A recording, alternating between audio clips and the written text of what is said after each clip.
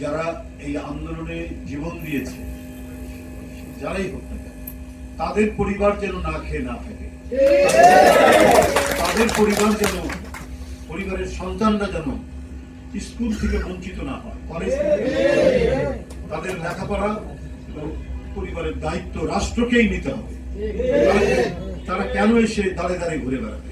যারা নির্দ্বিধায় গণতান্ত্রিক আন্দোলনের রাস্তায় দাঁড়িয়ে শেখ হাসিনার বিরুদ্ধে লড়াই করেছে, বুক চিতিয়ে দাঁড়িয়েছে, তাদের যে আত্মদান, প্রায় 17 জন রিক্সা শ্রমিক ভাই জীবন দিয়েছে যাতায়াত।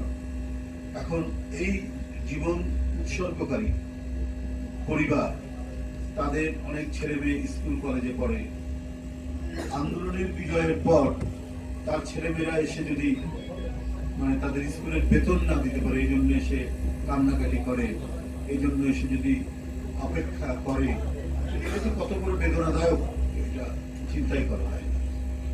তো আজকে পরিবর্তিত পরিস্থিতিতে আমি সর্বপ্রথমে সরকারকে বলবো, যারা এই আন্দোলনে জীবন দিয়েছে, যারাই হোক না কেন, তাদের পরিবার যেন না খেয়ে না থাকে, তাদের পরিবার যেন, পরিবারের সন্তানরা যেন স্কুল থেকে বঞ্চিত না হয়, কলেজ তাদের লেখাপড়া পরিবারের দায়িত্ব রাষ্ট্রকেই নিতে হবে।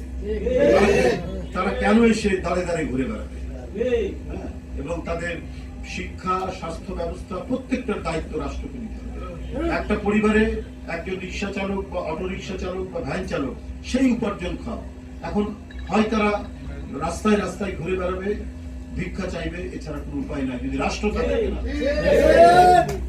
এখানে সরকারকে দেখতে হবে যে কেউ কেউ বললো যে আমরাই সবচেয়ে করেছি, অন্যদের কথা উল্লেখ করলো না, সেটা বাদ গেল।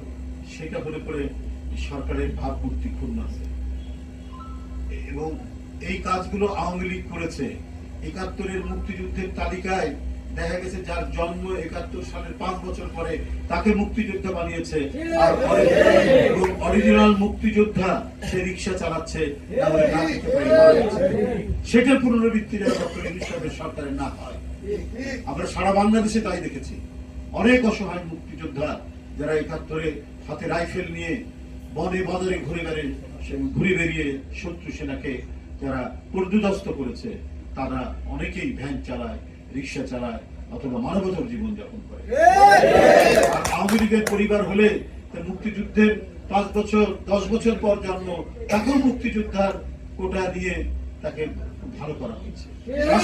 এইভাবে রাষ্ট্রকে, দেশকে, সমাজকে বিভাজিত করেছিল শেখ হাসিনা। সেটা জানা হবে।